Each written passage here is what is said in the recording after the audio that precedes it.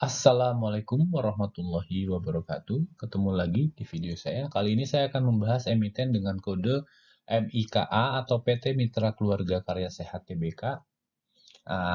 Kenapa ini menarik? Oke, kita saksikan saja ya. Kenapa emiten ini menjadi menarik buat kita bahas pada hari ini. Jadi posisi di MA520-nya memang ada di bawah, setelah sebelumnya dia ada di atas. Nah, ini di bawah ini membuat saya menarik ya, karena posisinya kalau di sini juga menarik kan. Walaupun kalau di sini nggak menarik sih, tapi kalau di sini menarik nih. Ada potensi dia untuk naik ke atas, gitu kan ya. Karena kalau di saham kan apa yang turun pasti naik, apa yang naik pasti nanti akan turun juga gitu ya. Jadi kalau saya lebih senang untuk cari yang turun-turun-turun supaya melihat apakah ada potensi naik atau tidak. Kemudian kalau kita lihat lagi secara foreign memang ada yang keluar, foreignnya keluar gitu ya. Mungkin dikarenakan ada sentimen di sini. Kalau saya menduga terkait dengan COVID ya. COVID ini angkanya kan terus membaik, peluang sembuhnya, kemudian keterjangkitannya, sehingga mungkin tidak menarik lagi bagi investor-investor atau trader yang menyasar saham-saham rumah sakit karena dianggapnya oh nanti yang sakit jumlahnya pasti berkurang karena tingkat kesembuhannya juga tinggi, vaksinnya sudah berjalan, seperti itu ya. Kemudian kalau kita lihat bandar volume malah sebaliknya nih, bandar volumenya malah meningkat terus. Nah ini yang menjadi menarik buat saya, karena ada yang keluar, ada yang masuk gitu ya. Nah kita harus mencari tahu siapa nih yang paling kuat, apakah yang keluar atau yang masuk. Kemudian kalau kita lihat dari volume ini terjaga ya di angka 20 juta, walaupun di rata-rata 20-nya belum terlewati nih, masih di bawahnya. Kemudian secara frekuensi dia memang menunjukkan kayaknya sih menurun nih ya grafiknya. Menurun berarti partisipasi publiknya juga sedikit menurun. Tapi di satu sisi memang ada sebuah sinyal di sini di frekuensi analyzer-nya, walaupun kita tidak bisa menerjemahkan secara gamblang begitu aja ya. Apakah frekuensi analyzer itu merupakan tanda-tanda untuk naik? Belum tentu juga, ada juga tanda-tanda dia akan turun tajam. Kemudian dari EPS TTM naik, ini bagus sekali. Kalau naik, kalau misalkan periode berikutnya naik, kuartal berikutnya naik, ini berarti kan akan membentuk anak tangga ya. Ketika membentuk anak tangga berarti potensinya juga bisa naik lagi. Kemudian kalau kita lihat dari Bollinger Band ini menarik banget karena sebelumnya dia mengecil ya. Dia mengecil kemudian membesar walaupun sekarang posisinya ada di bawah nih membesarnya. Ya, posisinya di sini. Jadi kalau posisinya di sini memang arahnya tidak terlalu bagus, tapi bisa jadi kalau misalkan ada pantulan dia akan naik. Naik ya sampai dengan Bollinger Band atasnya. Inilah yang kita cari. Pantulan dari Bollinger Band bawah ke Bollinger Band atas.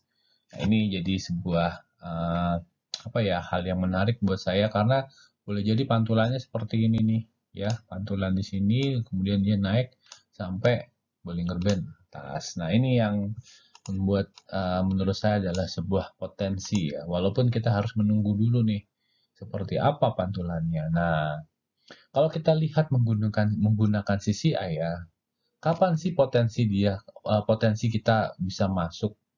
Kalau kita lihat ya berdasarkan data historis, dia kan CCI-nya dari yang area negatif masuk ke channel itu ada di candle ini kan ya, candle-candle ini nih. Nah, kalau misalkan sejarah berulang, berarti maka bisa kita simpulkan kita bisa masuk di ketika ini ya sudah masuk kanal sini ya. Mungkin di sini ya, di sini. Kemudian kita ambil sampai Bollinger Band atas, mungkin di sini ya. Berarti kan ada kenaikan di sini ya. Kenaikan. Nah, ini juga yang kita harapkan nanti ketika dia sudah menembus ke atas. Nah, kita harapkan juga seperti ini polanya ya. Jadi menembus ke atas, kemudian menembus atas CCI-nya juga, kanal CCI. Sama seperti yang di sini juga, dia menembus atas, ya, sampai sini ya, ada kenaikan, bisa dilihat. Kalau misalkan beli di sini berarti bisa lepas di sini. Seperti itu. Jadi memang ada sebuah potensi di situ walaupun dia menembus kanal yang bawah, cuma kalau indikatornya tepat gitu ya, masuknya tepat, keluarnya juga mudah-mudahan profit. Nah, tapi kalau kita lihat dari MACD memang posisinya kurang menguntungkan nih karena MACD garis birunya ada di bawah, garis merahnya di atas ya. Nah, beda halnya seperti ini. Kalau di sini potensinya memang potensi naik nih dari SCCI konfirmasi, MACD konfirmasi ya, konfirmasi penurunan. Tapi boleh jadi MACD-nya ini kan golden cross-nya baru di sini. Nah, sebelumnya juga ketika kita menggunakan CCI boleh jadi birunya masih di bawah ya, masih belum memberikan sinyal. Nah, sinyalnya dari mana? Sinyalnya dia dari stokastik RSI nih kayaknya nih. Jadi banyak trader yang menggunakan stokastik RSI, dia masuk mengakibatkan harganya naik gitu ya. Sementara di sini juga kalau kita lihat stokastik RSI-nya juga lagi di bawah kolomnya. Jadi menurut saya ini juga sebuah potensi sih, potensi. Nah, jadi simpulannya adalah memang di sini ada resiko, tapi juga ada potensi. Tergantung kita menakarnya ya. Bagaimana strategi kita untuk masuk juga itu menjadi salah satu yang perlu kita pertimbangkan. Kita lihat tadi EPS-nya mungkin meningkat, dia dengan ekspektasi dia akan meningkat lagi gitu ya. Nah, tapi dari sinyalnya kita juga akan melihat juga dari sinyal CCI, kemudian stokastik, MACD.